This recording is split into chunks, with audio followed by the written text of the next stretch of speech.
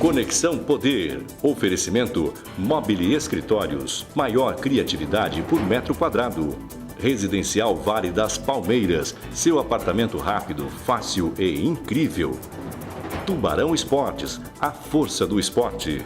Realce Persianas para os ambientes mais charmosos. E Titânia Telecom. Soluções para conectar negócios e pessoas.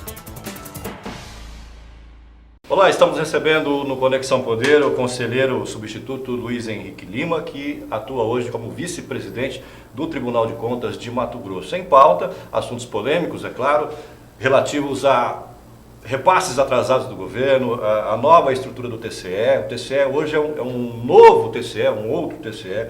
A composição dos membros é completamente diferente do que era um ano atrás, por exemplo. Muitos conselheiros foram afastados. Participa comigo dessa entrevista o professor, analista e cientista político João Edson, já parceiro de bancada há muitos e muitos anos, né, professor? Obrigado pela sua presença mais uma vez. Eu que agradeço, sempre um prazer. Vice-presidente do TCE, prazer tê-lo aqui, primeira vez que o senhor vem na Conexão. O senhor, como eu disse aqui no começo, o TCE hoje é um novo TCE. O senhor é um conselheiro substituto, mas é vice-presidente, já tem processos despachados para o senhor também, e o senhor faz parte desse novo TCE. Afinal de contas, o senhor é um servidor de carreira, um servidor concursado do TCE, não é? Queria que o senhor comentasse um pouco sobre essa nova fase do Tribunal de Contas. Como é que está sendo esse trabalho? Bom, primeiramente, obrigado pelo convite. É uma alegria, uma satisfação estar aqui e ter a oportunidade de ter esse diálogo com vocês e esse contato com todos aqueles que vão nos assistir.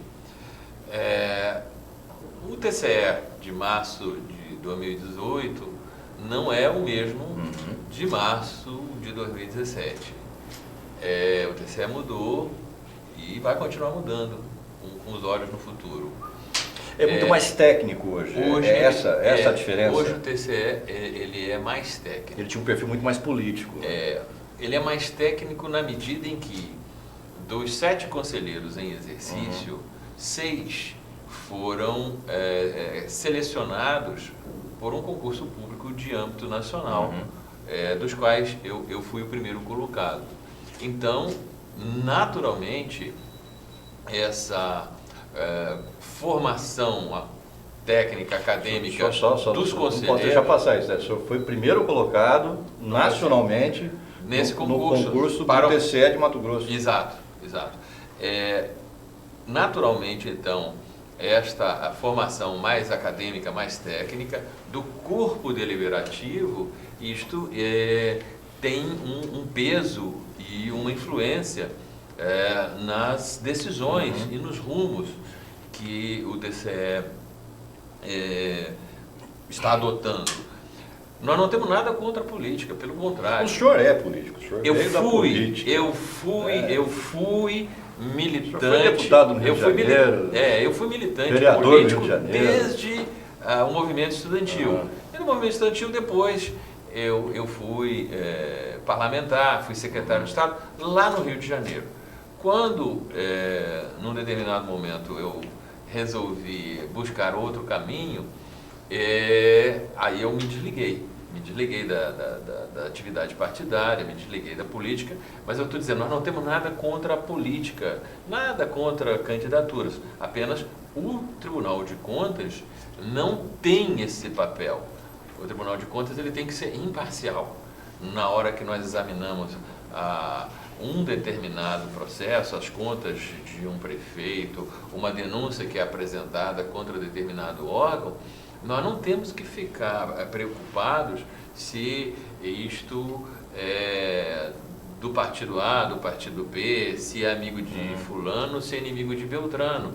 Nós temos que ser imparciais, equilibrados, darmos o mesmo atendimento a todos. Este é o papel que a sociedade espera do TCE. Isso é o que a Constituição nos determina. Mas não é o que acontecia, o senhor quer dizer isso? Eu não vou falar aqui, como não falo em nenhum lugar, do passado. Eu sou vice-presidente do biênio 2018-2019. Certo. Então, eu quero tratar deste momento e deste futuro que nós estamos construindo. Nós queremos um tribunal que seja mais técnico nas suas decisões, mas também isso não significa um afastamento, pelo contrário, significa que nós estamos abertos a todos. Quer dizer, não é porque é técnico que não vai dialogar, não é porque é técnico que vai só punir. Eu, por exemplo, nesses últimos meses, eu e os demais colegas, vamos ser justos, né? Todos eles, nós recebemos dezenas de prefeitos, de presidentes de Câmara, de autoridades do governo do Estado, do Ministério Público, da Defensoria, enfim, nós estamos permanentemente abertos, porque eles vão lá, expõem situações, buscam conselhos, trazem argumentos quando são questionados em algum processo de fiscalização. Então nós estamos abertos. E mais, nós temos uma visão, não basta nós ficarmos lá na nossa sede confortável, no Centro Político Administrativo, dizendo, não, nós estamos abertos para quem quiser vir aqui. Não, hoje o tribunal, ele quer ir ao encontro do Estado, da sociedade. Então, semana passada nós tivemos em Primavera do Leste um evento chamado Consciência Cidadã, reunimos 600 lideranças locais, num diálogo muito intenso, muito sincero. Nós estávamos lá, eu, o conselheiro substituto Moisés, o procurador William, o juiz-diretor da comarca e o coordenador das promotorias locais. E 600 pessoas fazendo perguntas sobre todos os assuntos. Todas as perguntas que certamente você vai fazer aqui. E o Moisés, ele fala, foram feitas lá. Então, nós estamos fazendo esse programa, nós fomos à Primavera, vamos a Sapezal, vamos à Querência, vamos a Sorriso. Temos um outro programa que é de capacitação dos gestores, dos servidores, que se chama Gestão Eficaz. Vai começar em Rondonópolis agora no final do mês. Nós vamos também a Barra do Garça, Juína, Sinop, tem mais um município que está me fugindo agora, Cáceres, todos os polos, todas as regiões do estado. Nós estamos com um programa de palestras em universidades, em escolas, ou seja, nós estamos buscando apresentar o TCE para a sociedade, abrir esse diálogo com bastante humildade, para ouvir críticas, com disposição para nós corrigirmos rumos, muitas vezes há necessidade, e essa disposição de aprender. Agora, nós estamos sempre levando uma mensagem, a de que a função do controle, ela é essencial na democracia. Se nós queremos viver em democracia, nós temos que ter a administração pública controlada. Não virou bagunça, né? E ninguém gosta de controle. Nenhum de nós... Se você controlando os caras já faz caca pra caramba, imagina se não controlar, né? É que o controle nasceu sempre para o outro. Nunca para nós. Nós gostamos quando o outro é controlado, nós não gostamos de ser controlados. Mas ninguém gosta de controle. Nem na nossa residência lá, o filho não gosta quando o pai vai controlar a caderneta escolar, as notas, os cônjuges, um controla o horário do outro, as coisas do outro, na empresa. Então ninguém gosta de controle, mas o controle na democracia é essencial para evitar abusos, para contribuir na prevenção de erros. Então nós estamos levando muito essa mensagem. Qual é o controle que é o ideal para a democracia? Do nosso ponto de vista, não é aquele controle formalista, burocrático, aquele, olha, tem que ter 3 carimbos aqui, o carimbo tem que estar a 15 graus a nordeste um do outro. O controle punitivo, ficar esperando a pessoa tropeçar para punir. Não. Nosso ponto de vista, o controle é necessário é principalmente o controle preventivo. Deixa eu ver se eu entendi. Você percebe que o Américo ali está fazendo algo errado, né? O Américo é o secretário de imprensa do TCE, que está aqui no estúdio, mas vamos usar como exemplo. Você percebe que ele está fazendo uma coisa errada, você vai ao Américo e fala, Américo, muda o rumo aqui, faz assim, assim, assado, senão você vai ser punido lá na frente. É mais ou menos isso que é feito com o gestor, para o cara mudar o rumo do que ele está fazendo antes de ser punido. Se não mudar, você pune, mas... Vamos pegar duas vertentes. Antes dele começar a fazer... Américo, tá vendo, Américo? Né? Antes do gestor, por exemplo, iniciar um projeto, nós apresentamos as orientações que o tribunal tem com respeito àquele assunto. Então ele vai fazer lá uma contratação emergencial. Nós orienta como fazer. Dizemos, olha, o que precisa para a contratação emergencial ser bem sucedida e respeitar os princípios da administração pública. Ele vai fazer um concurso, nós elencamos algumas exigências que aquele concurso precisa ter. Vou te dar um exemplo, a Prefeitura de Várzea Grande, ela anunciou que ia fazer um grande concurso e esse concurso está em desenvolvimento. Quando surgiu a notícia que a Prefeitura ia fazer o concurso, o relator de Várzea Grande, naquele momento era eu encaminhei um expediente à prefeita dizendo, olha,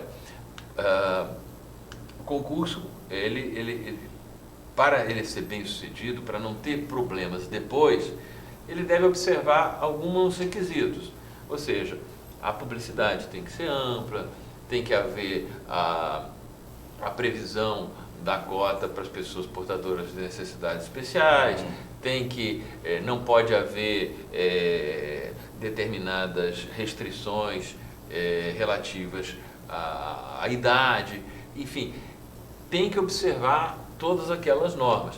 Todos esses itens têm que constar do edital e assegurar a objetividade das provas, enfim. E isso quando foi anunciado. Aí quando o edital saiu e o tribunal foi fazer o exame do edital, nós verificamos se todos aqueles pontos tinham sido atendidos. E tinham sido. Então, parabéns. Não precisamos fazer apuração, não precisamos multar, não precisamos... Por quê? Porque quando houve o anúncio da intenção de realizar o concurso, nós já dissemos o que seria objeto de análise pelo tribunal. Foi publicado o edital, o tribunal verificou 100%, acabou. Vai em frente. Você não tem aquele trabalho dobrado de orientar e depois ter que retificar, depois punir, claro, não precisa disso. Se ao longo das outras etapas do concurso surgir alguma denúncia, que às vezes acontece, aí nós vamos ser acionados e vamos verificar. Mas já nessa primeira etapa, nós adotamos esta postura preventiva, orientadora e que até agora, nesse caso específico do concurso de Várzea Grande, foi muito bem atendida. Conselheiro, eu acho que é interessante fazer um breve histórico. Eu já fui crítico do Tribunal de Contas, já escrevi muitas vezes. Eu acho que eu sou bem ruim nessa questão aí de pontuar o tempo que passou, até porque chega numa idade, você não quer mais marcar o tempo que passou, acho que foi até 2010, 2009, 2011, alguma coisa assim. Mas ali já estava melhorando. O Tribunal de Contas ele tem mudado muito da sua criação até agora. O nome é o mesmo, o formato é o mesmo, mas a forma de lidar com os municípios, eu falo isso porque eu sou um municipalista convicto. Quando eu falo isso, eu não sou candidato a nada, nunca fui nem filiado sou, e nem quero ser. Municipalista porque eu acho que os problemas estão no município e a solução também no município. E conheço prefeitos, não só do Mato Grosso, como outros. Houve um momento, e existe uma diferença aí entre um tribunal de um estado com outro, existem diferenças grandes, depende lá do seu corpo, né? Que teve um momento que não era nem fiscalização, era quase um acharque lá no passado, né? Depois ela veio modificando. E eu queria chegar nesse ponto, do formato que é hoje, e queria saber se ela chegou a isso, foi em função dessa questão. O que ocorre, André? Os nossos gestores são eleitos. Quando eles são eleitos lá, Ninguém foi perguntar para ele qual que era a condição que ele tinha de conhecimento de funcionamento de gestão pública. Ele não tem a menor noção de gestão pública. São pouquíssimos que têm. E aí ele forma um corpo, indicado muitas vezes pelo partido, que também não tem. E quando existe uma implicância ali com a parte administrativa, é uma loucura. Porque hoje o prefeito ele é eleito, o conselheiro pensando assim, o cara que não é acostumado pensando assim, quando eu chegar lá eu vou fazer a ponte, vou fazer não sei o quê, vou fazer isso, fazer aquilo, fazer o que tem. Quando ele chega lá, ele fala assim, não, aqui tem uma burocracia. Na realidade não é só burocracia, né? Existe um procedimento de transparência muito grande. E uma das coisas, quando eu parei de criticar o tribunal, e até em alguns momentos passei a elogiar, foi porque o tribunal saiu dessa questão de fiscalizar o após para instruir dentro do processo. Aí acho que seria interessante o senhor pontuar quando ocorreu isso, se é que o senhor concorda comigo com a minha colocação. Eu concordo, João. Esse processo de transformação e de mudança, ele é absolutamente natural e necessário. Se as instituições não se renovam, elas desaparecem. Então, você pega os últimos 40 anos da administração, ou melhor, 30 anos, da Constituição para cá, 88, tá? Sim. O mundo se transformou, a sociedade evoluiu. Você, no meados da década de 90, você teve a revolução da internet, depois, no início da década seguinte, da virada do milênio, a revolução dos smartphones. Depois, mais alguns anos depois, a revolução das redes sociais. Ou seja, a sociedade vai se transformando. O direito acompanha isso. Então, hoje você tem leis que você não tinha na época da Constituição. A lei de responsabilidade fiscal, a lei da transparência, a lei da improbidade administrativa. O próprio conceito do Código Penal vai se alterando. Lei de licitações. Exato. A lei de licitações já sofreu inúmeras alterações nesse período. O próprio conceito do Código Penal, determinadas condutas que em 88 não eram criminalizadas, hoje são consideradas ofensas graves, geram problemas. A lei anticorrupção, que é de 2013, o Instituto da Colaboração Premiada. Então, você tem uma sociedade em transformação. E se um determinado organismo dessa sociedade, que é o Tribunal de Contas, que tem uma função constitucional da maior relevância, que é o exercício do controle externo, se ele não evolui, como é que ele vai fazer controle? Com as mesmas ferramentas, com a mesma a prática que tinha há 10, há 20, há 30 anos atrás. Então, as instituições elas têm que estar em permanente processo de autoquestionamento e de evolução para poder acompanhar, para poder continuar desempenhando uma função útil. E, eventualmente, até para corrigir falhas que anteriormente existiam e responder melhor à necessidade da sociedade. Então, esse é um fenômeno. Há 5 anos atrás, nós não tínhamos, no meio da imprensa, um espaço como esse, com a audiência que tem. Então, isso surgiu. Né? Conexão surgiu em 2013, para quem não sabe. Exatamente. Então, daqui a 5, 10 anos, o jornalismo vai estar sendo feito de outra forma, com ferramentas que a gente não imagina hoje. Verdade. Então, é natural que haja esse processo. E nós temos que estar preparados para isso, ter a humildade de estar estudando sempre e buscando novos caminhos. Eu ainda tenho uma angústia, que é o seguinte: eleição. A grande O senhor está angustiado, professor? Não, eu tenho essa angústia. Porque eu vejo um gestor assumir o poder e perder um ano.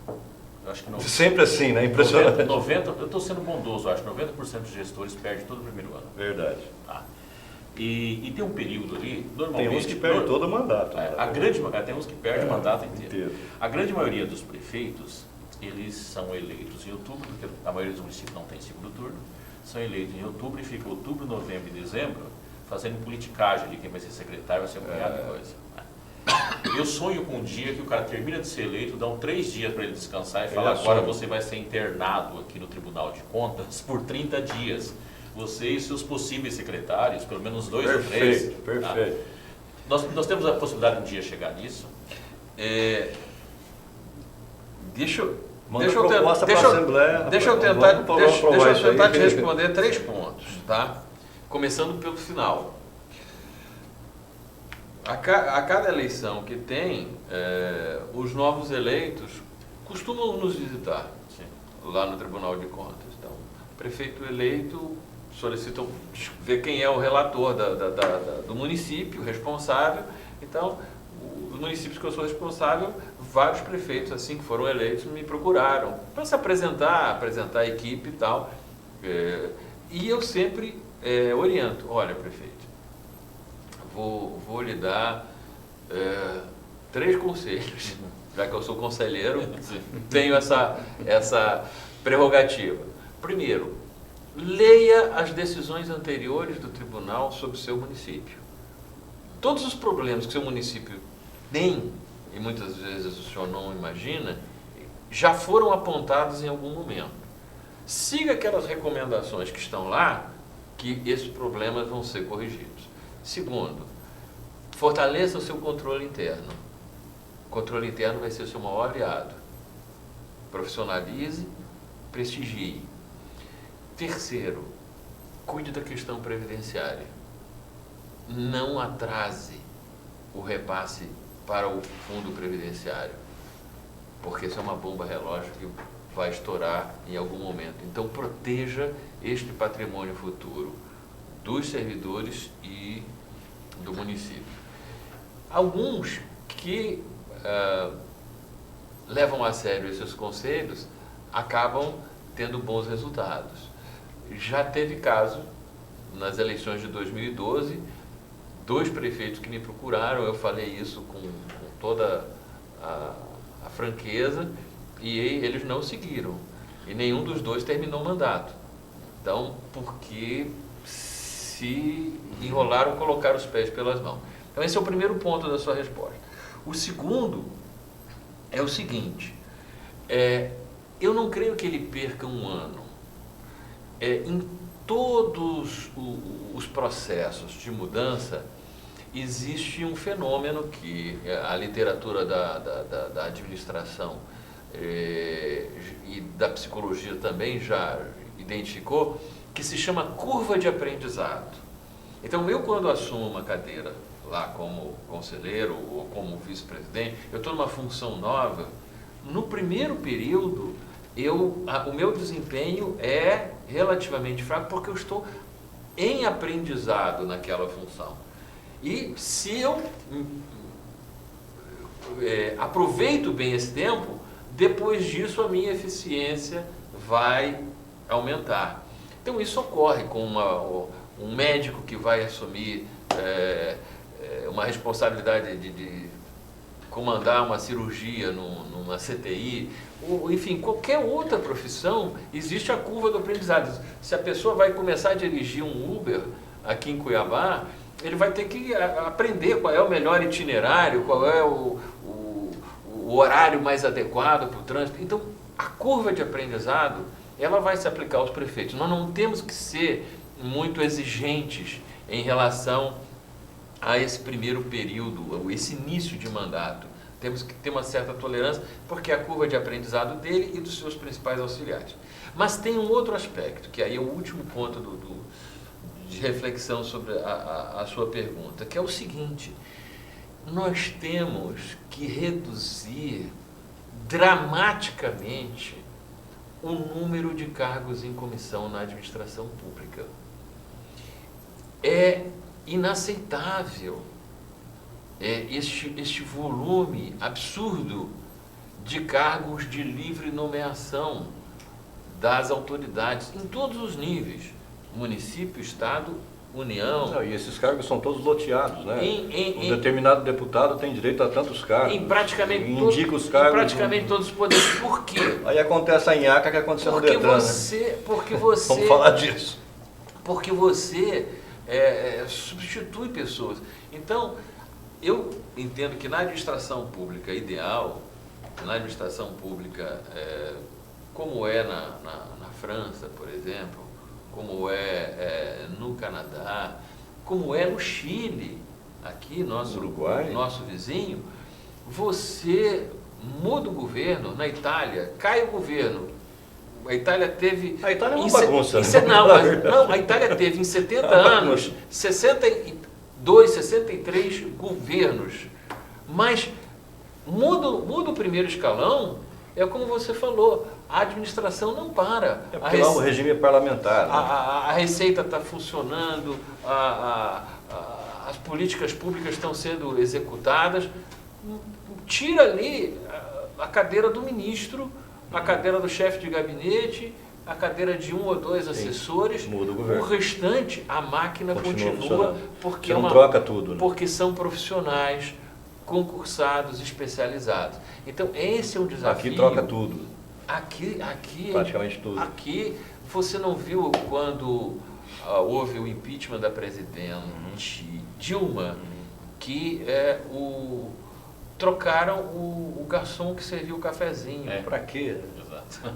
Né? Porque aquele garçom que Ele servia... ouvia coisas né? e tal. Quando eu vi essa situação... E vai levar para Dilma. Quando eu vi essa situação, eu me lembrei de um filme de uns 3, 4 anos atrás, talvez vocês tenham visto, que interpretado por aquele ator extraordinário, Forest Whitaker.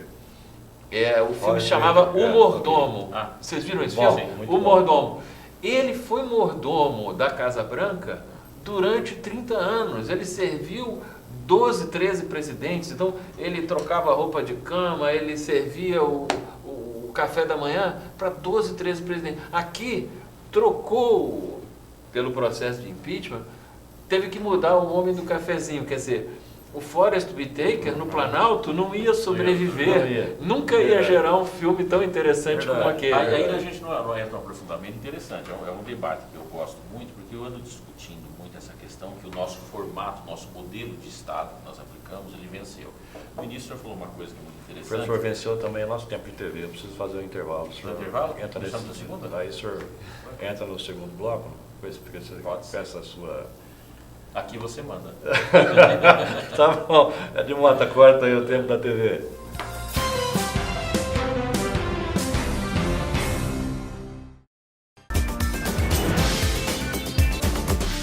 Também estamos de volta com o conselheiro Luiz Henrique Lima, presidente do TCE, não, presidente, vice-presidente do TCE. Aliás, é como se fosse um presidente também, porque o senhor tem funções pra caramba lá e acaba resolvendo muitas coisas. Né? Não vamos Campos misturar. Neto. Não vamos misturar. Não, o presidente é Domingos Neto. Campos Neto. Né? Domingos Campos Neto. Domingos Gonçalo Campos Neto, é isso aí. Abraço, Campos Neto. Professor, o senhor estava tendo desenvolvendo um raciocínio, eu te cortei para chamar o intervalo, eu gostaria que o senhor voltasse na sua... Eu queria falar da questão do modelo de Estado. Nós temos um modelo de Estado muito complicado. Eu tive uma das coisas... Eu comecei a discutir modelo de Estado quando eu descobri que a nossa área de fiscalização, ela é enorme. E eu descobri isso porque lá durante o período da Copa, né, não foi para ninguém fiscalizava isso, fui descobrir que tinha um número enorme de gente para fiscalizar, inclusive remunerado. Né. Nós temos mais ou menos, em alguns estados, nós chegamos ao ponto de ter 11,3,4% de fiscais do total de funcionário público, quando a média mundial fica em 2 e pouco. Então aí existe uma loucura aí do número de fiscalização. E como o senhor disse no início muito bem, que tudo tem que modernizar, o próprio processo do Estado, a modernização parece que ela fica sempre muito distante da realidade, ela corre muito atrás. Nós chegamos a um Estado onde as funções básicas do legislador, que era e com todo o sentido de legislar, fiscalizar e organizar a sociedade, hoje a parte de fiscalizar um membro do Ministério Público tem mais eficiência do que 25 vereadores da Câmara de Cuiabá. Ele é mais rápido, mas ele e um juiz junto faz coisas que a Câmara gastaria em dinheiro e em tempo 2 anos para fazer. A questão de organizar, os presidentes de bairro correm no prefeito e resolvem o problema. Em contrapartida, como nós temos um critério, temos critério, mas o critério não atende mais a questão de eleger. O senhor falou da questão dos prefeitos.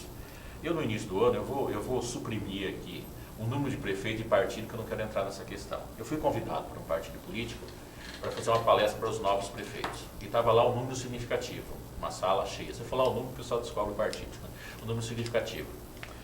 Conselheiro, 50% dos prefeitos não tinha condições de gestar uma casa. Ele vai gestar seu município, porque vai ter ali os secretários, tá? Alguém vai saber tocar, mas ele não tinha condições de fazer isso. Não existia um critério para esse processo. O modelo de Estado não é que ele é burocrático, eu sempre falo isso, até porque eu sou um weberiano, confesso. Eu gosto da burocracia.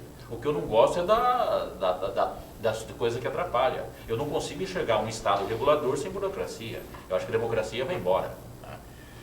Mas a burocracia não pode ser uma desculpa para contratar.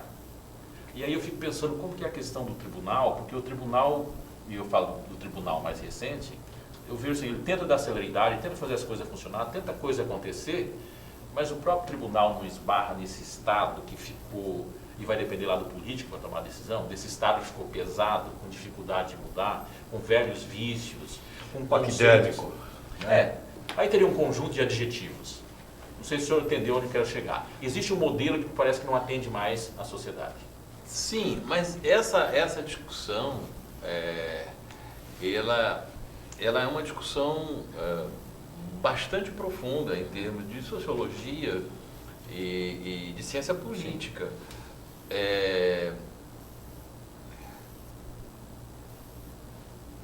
Se nós olharmos o curto prazo,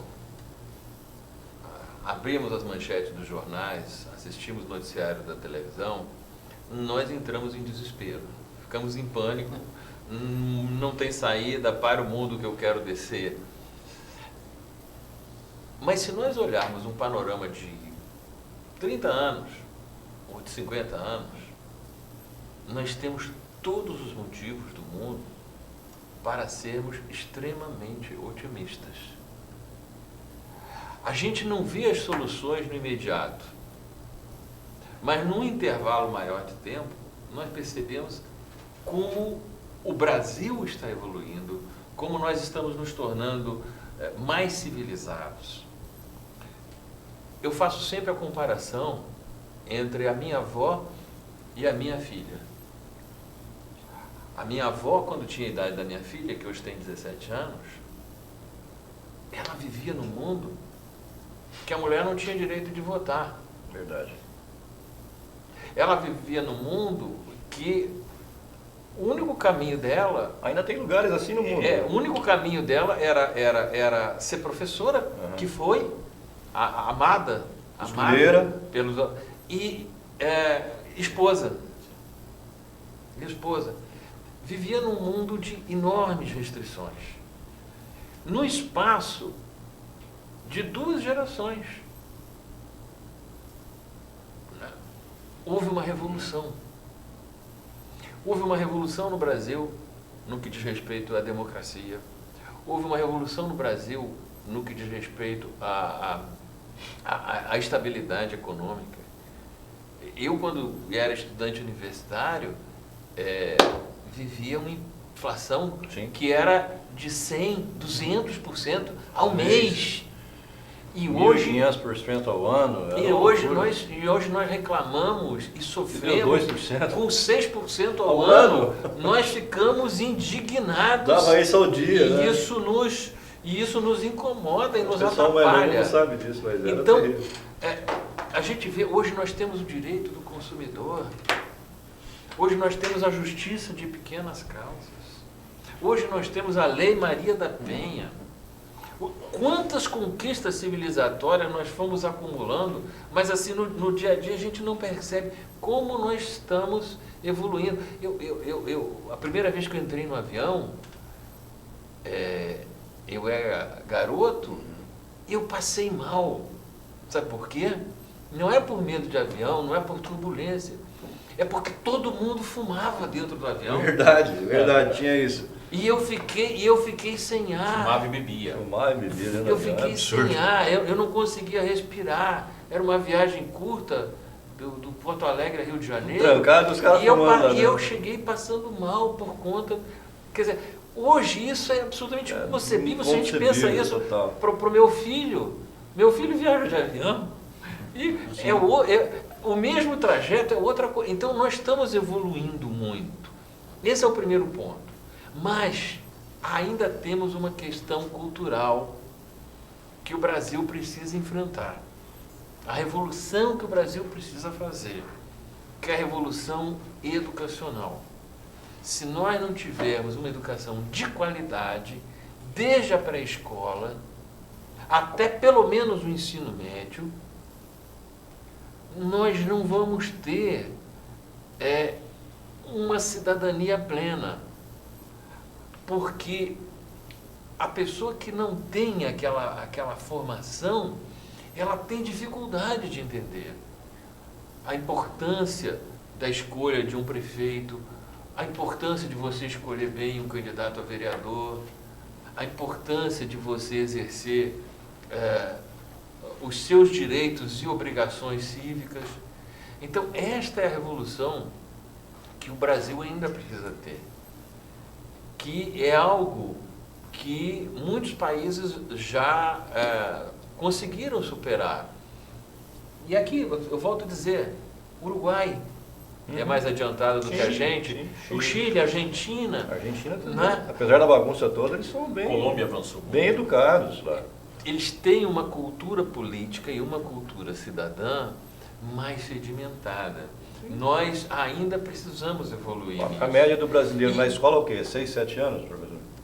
Na Argentina é 11, são 11 anos, quer dizer, é muita diferença. E eles são bem mais pobres que a gente, né? E para chegar no ponto que o João levantou, das pessoas estarem preparadas para a gestão, quer dizer, isso vem de antes, as pessoas estão preparadas para todas as funções na vida. Então, a minha angústia, se eu pudesse pedir alguma coisa a Papai Noel, a quem fosse, uma revolução educacional no Brasil. Mas ó, eu vou falar um negócio para o senhor. Bastava a gente cumprir a Constituição de 88. O país seria uma Dinamarca, seria uma Austrália, seria um Canadá, seria um... O que mais, Américo? Sabe? Se cumprisse a Constituição de 88 à risca, o que está lá, a gente seria... A fala final. Uma maravilha. A fala final. Mas não cumpre, né? Cabe uma pergunta, já que ele veio do Rio de Janeiro e foi vereador deputado do Rio de Janeiro. Por acaso... Vereador, deputado e secretário. Né? Isso. Por acaso teve algum vínculo com o Brizola? Sim. É porque a fala... Sim, revolucionário. Eu trabalhei... A grande paixão do Brizola era Darcy Ribeiro, né?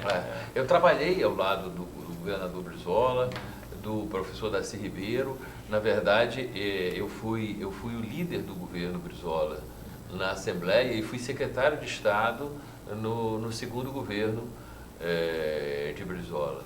E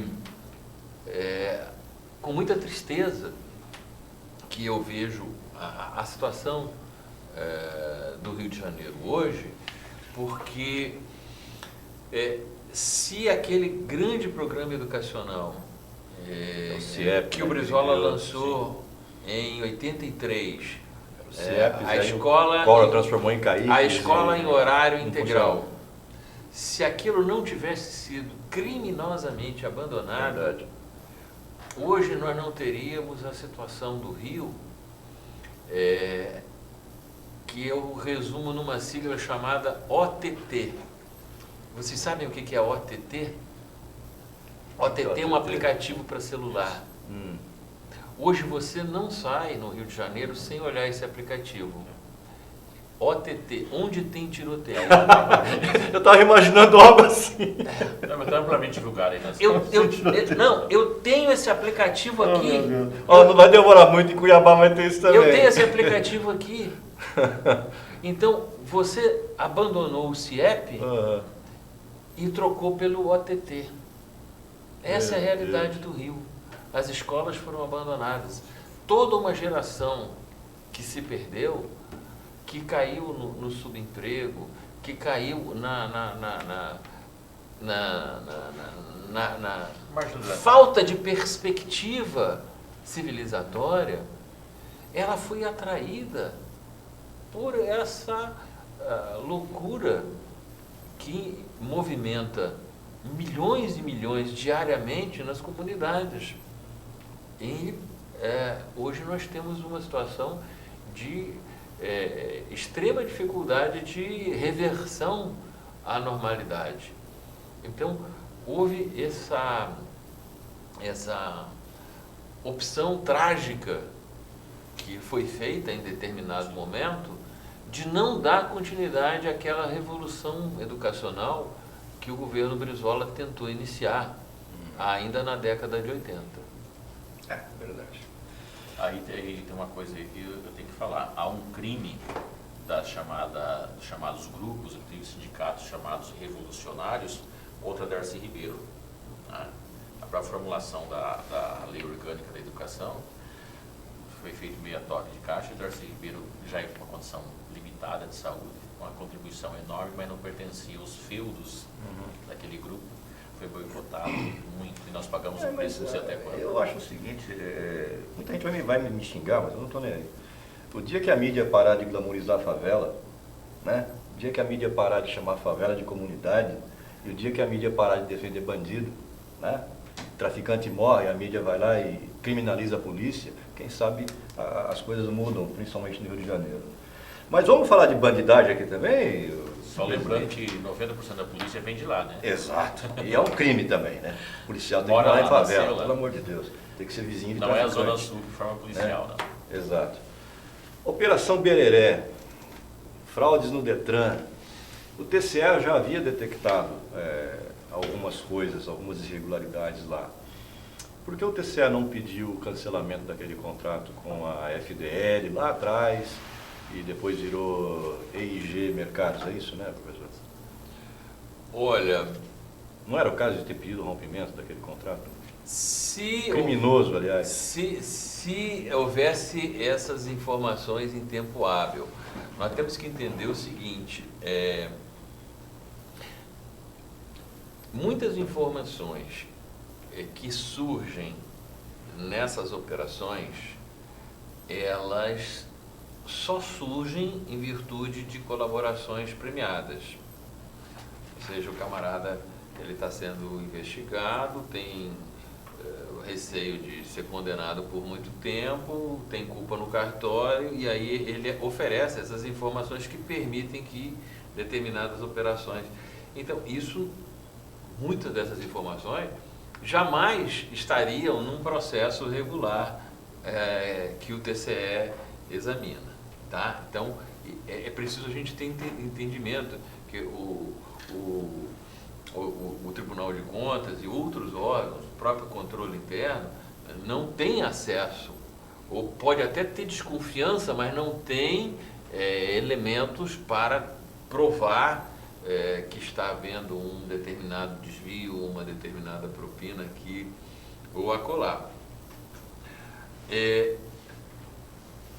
Todavia, você pode ter no contrato, e o contrato é um documento público, cláusulas abusivas, cláusulas irregulares. Neste caso da FDL, que eu saiba, o tribunal fez determinações para que isso fosse enfrentado. Foi determinada a realização de tomada de contas especial para apurar o prejuízo, e quando ela se transformou na EIG, FDL virou o contrato, EIG Mercados. virou EIG, houve decisões também do tribunal no sentido de determinar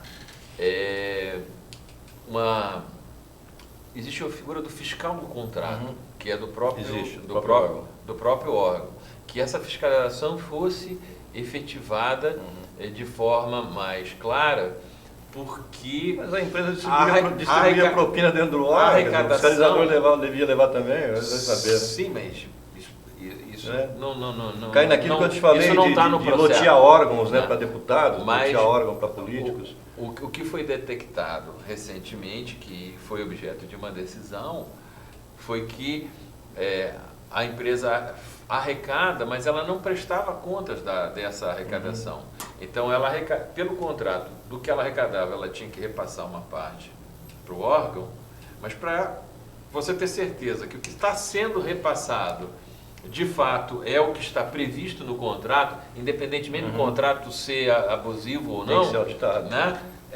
Esta própria arrecadação não estava sendo acompanhada corretamente pelos fiscais do contrato. Então, uma farra. houve determinações nesse sentido, até recentes. Houve decisões ano passado, nesse sentido do Tribunal de Contas. Mas é um contrato já antigo, ele tem uns 10 anos já, não tem, professor? Me refresca a memória aí. Vem lá de 2007, da época do ex-presidente Teodoro Lopes, que inclusive fez delação premiada sobre isso. Enfim. Sim, e eu quero dizer da importância desse instituto da colaboração premiada no direito brasileiro. Foi uma inovação importante, inspirada na legislação internacional, e que está permitindo descobrir, detectar. Quer dizer, se não fosse a colaboração premiada do Alberto Youssef e depois daquele diretor da Petrobras, o primeiro, o Paulo Roberto Costa, nós não teríamos, né, conseguido desenrolar o fio do novelo Do petrolão. desses bilhões e bilhões de reais desviados na Petrobras. Então, que coisa extraordinária que foi essa alteração legislativa. Verdade, não saberíamos nada sobre os esquemas que o PT Até porque armou o tribunal tem o mesmo durante problema esses de 13 todos os anos. tribunais, né? Só pode agir sobre o caso concreto, né? Nós temos que ter, como um processo, nós temos que ter Materialização, né?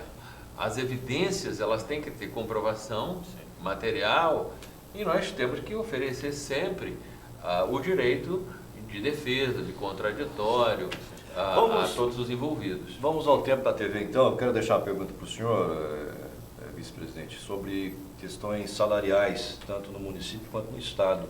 O município de Cuiabá já está extrapolando a lei de responsabilidade fiscal com gastos com o pessoal, e o governo do estado gastou nos últimos 5 anos 2 bilhões e 100 milhões de reais para pagar servidor temporário. Isso pode, Arnaldo? Como dizia o Galvão Bueno. Corta aí, já voltamos.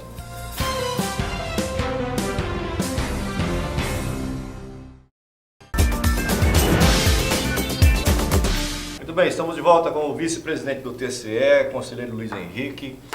Eu deixei a pergunta no final do bloco anterior sobre os gastos do governo e também gastos da Prefeitura de Cuiabá com pessoal. A Prefeitura de Cuiabá extrapolando a lei de responsabilidade fiscal, o governo também quase que extrapolando e gastando 2 bilhões nos últimos 5 anos, aí, mais de 2 bilhões, 2 bilhões e 100, para pagar servidor temporário. Isso pode? Nós temos que ter tranquilidade no exame dessas questões. Primeiro, sempre o maior item de despesa vai ser o pessoal. A não ser uma fábrica de CD, que o robô faz tudo, aí você não tem gasto praticamente com o pessoal, você só vai ter gasto com a energia e com a máquina. Mas no serviço público, você tem educação, saúde, segurança, todo um conjunto de serviços. Atividade meio. O teu principal item de despesa necessariamente vai ser pessoal. Ok? Primeiro ponto. Segundo ponto, para que não haja excessos, para que não haja abusos, a lei de responsabilidade fiscal fixou determinados limites. É 60% da folha do Estado e aí divide pelos diversos poderes. Então tem o limite do Poder Judiciário, tem o limite do Poder Legislativo e o limite do Executivo. No caso do Estado e também da Prefeitura de Cuiabá, eles atingiram o chamado limite de alerta, o limite prudencial. O tribunal emite um alerta e a partir deste... a Prefeitura já gastou quase 52% da receita corrente. Né? Exatamente. A partir desse limite, a Prefeitura pode ter até 54%. Esse é o limite absoluto. mas ela ultrapassou o limite De alerta. O De alerta. TCE já fez esse alerta, inclusive. Aí o tribunal fez esse alerta agora, recentemente, a conselheira Jaqueline. Com o limite de alerta, a prefeitura ela tem que começar a tomar providências. Olha, Cortar a gordura. não pode fazer novas admissões, não pode fazer determinadas concessões, né? Se a situação persistir, ela vai ter que reduzir o número de cargos comissionados. Em situação extrema, ela pode ter que, inclusive, fazer exonerações. Ok? Isso tudo está na previsão da Lei de Responsabilidade Fiscal. O segundo ponto da sua pergunta é a questão dos temporários. Vamos separar duas realidades diferentes. Uma coisa são temporários e outra coisa são terceirizados. O Estado, ele tem muitos temporários na Secretaria de Educação. Tá? Num determinado momento, ele tinha mais professores temporários do que professores efetivos. E isso foi objeto de muitas críticas que o tribunal fez no governo anterior. E uma decisão que foi consequência dessas recomendações do tribunal, foi feito um concurso lá atrás e foi feito um concurso agora.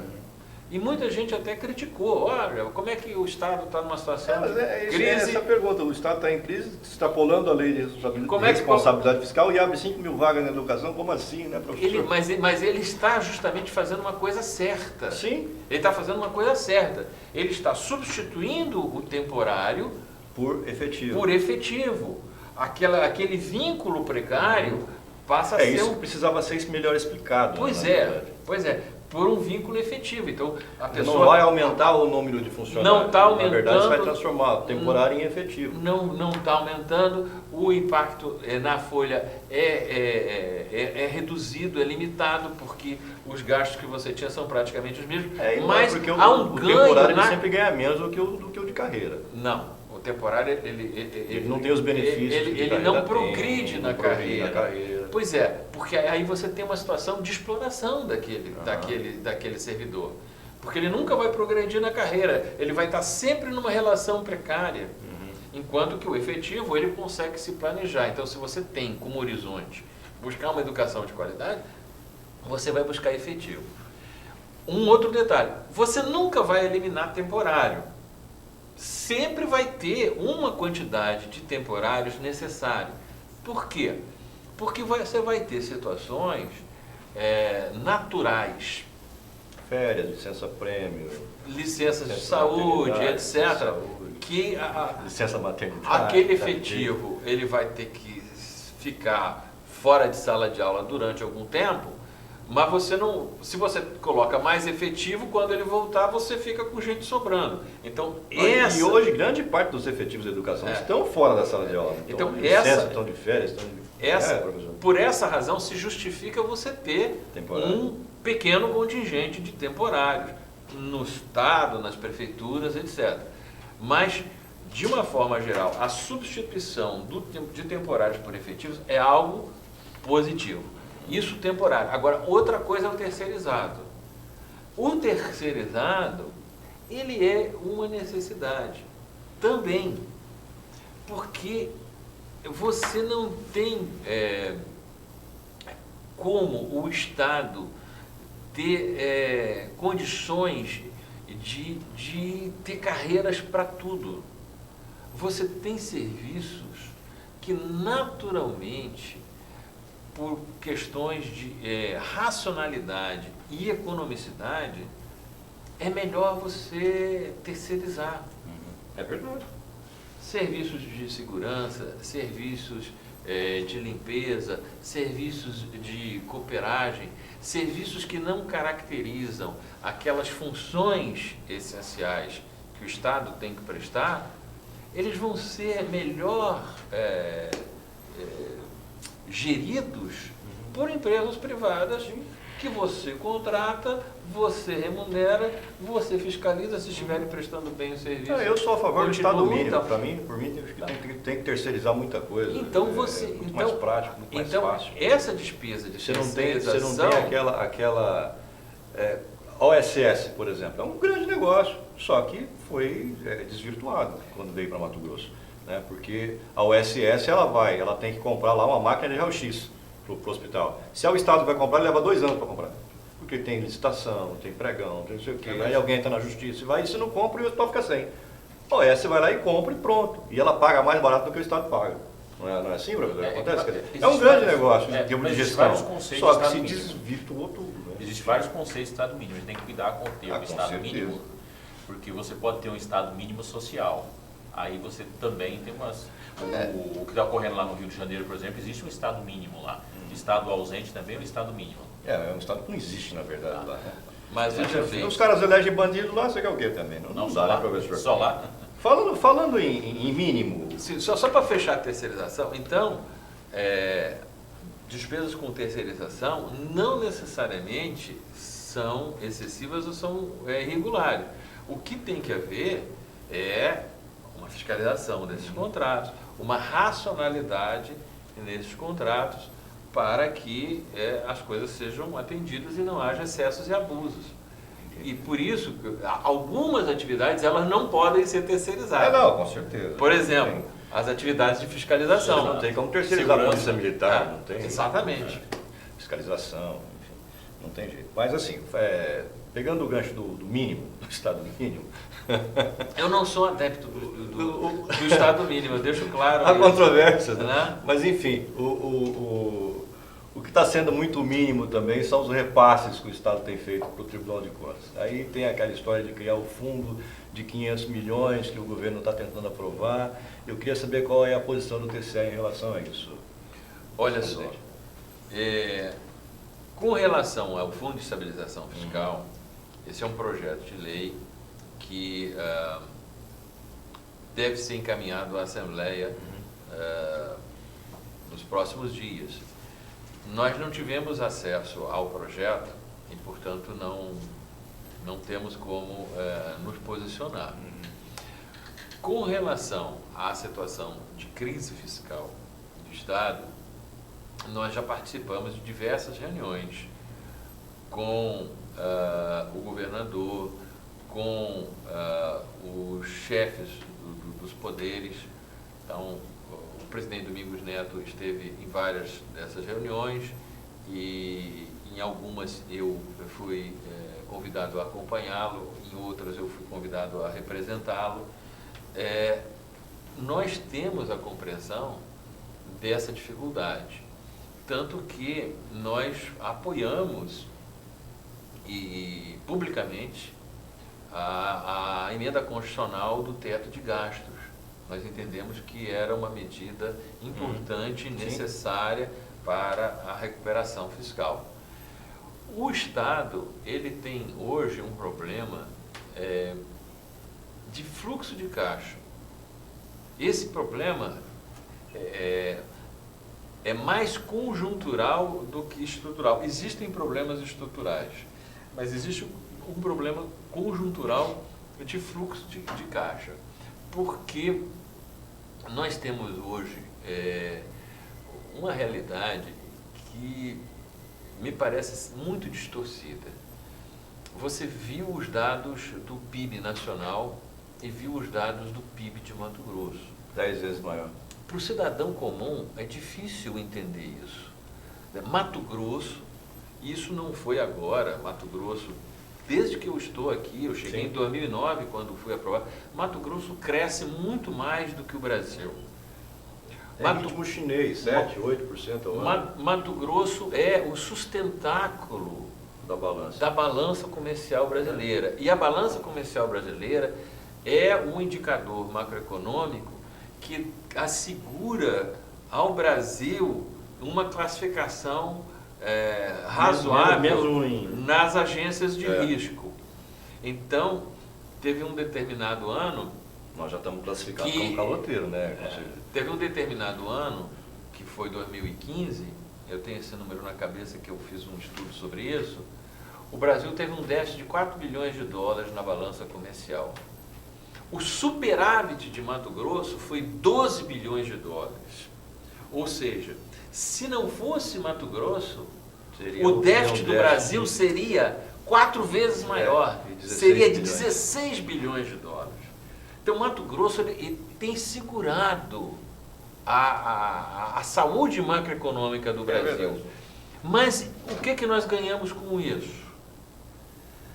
A nossa produção, que assegura o superávit comercial, que assegura o crescimento do PIB, a nossa produção, ela não resulta em tributos para Mato Grosso. Porque há uma emenda constitucional que esses produtos são produtos do agronegócio. Exatamente. Que o agronegócio é desonerado, não paga imposto. Qual é a compensação que nós temos? É o FEX, que nunca vem. Seria os investimentos em infraestrutura, por exemplo, até para o escalmento dessa produção, aeroportos, portos, das teria que vir do governo federal, rodovias, esses investimentos chegam aqui migalhas. E lentos, então, o Brasil ele não investe naquilo que lhe dá retorno. E com isso, vejam bem, os custos do frete para o escoamento dessa produção tiram a competitividade dos nossos produtos em relação aos nossos concorrentes internacionais. Desde que eu cheguei em Cuiabá, tem 30 anos isso, eu ouço falar na bendita Cuiabá-Santarém.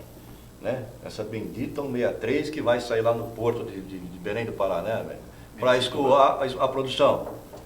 E aí os caras não fazem isso, cara. Eu vi o Fernando Collor vir aqui, eu fui numa coletiva dele, ele em campanha para presidente, ele prometeu essa rodovia.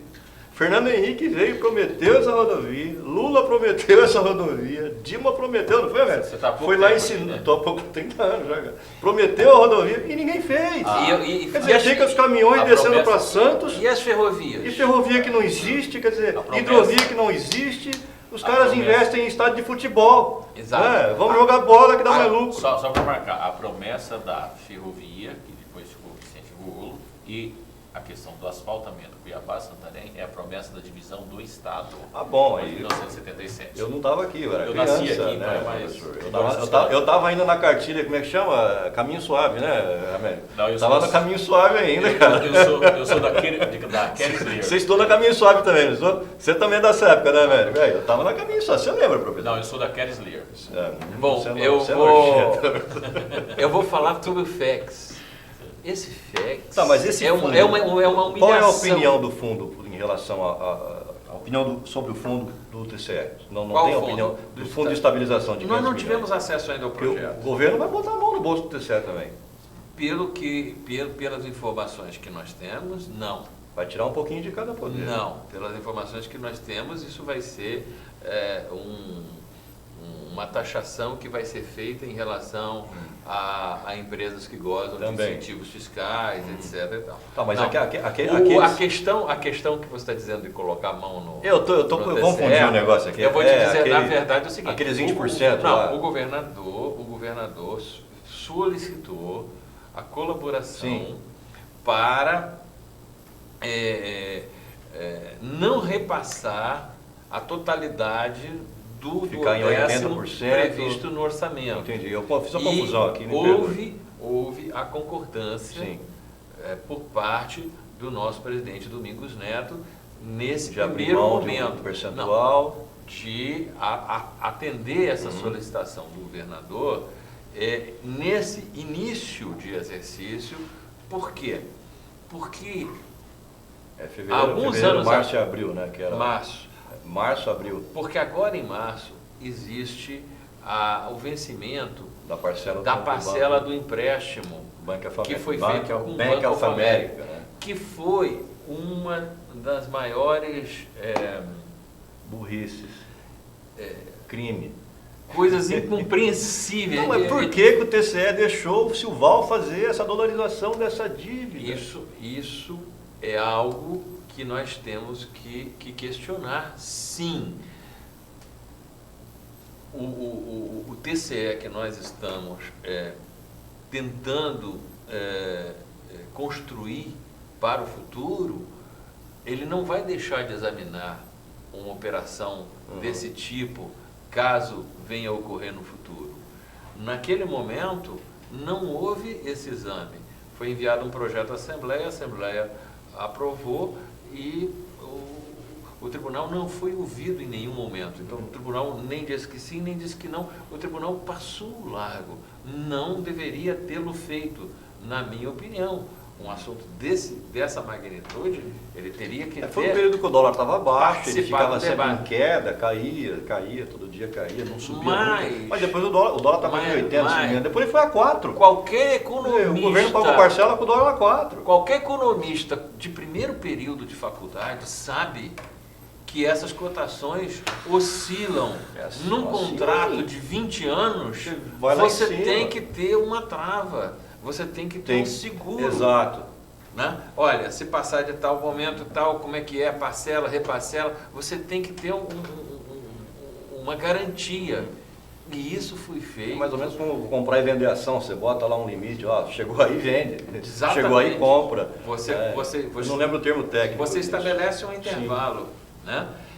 Isso foi feito de uma forma absolutamente, não vou dizer um termo forte, mas inadequada. Criminoso, vamos falar a verdade. Inadequada, descuidada, tecnicamente improvisada. Uhum.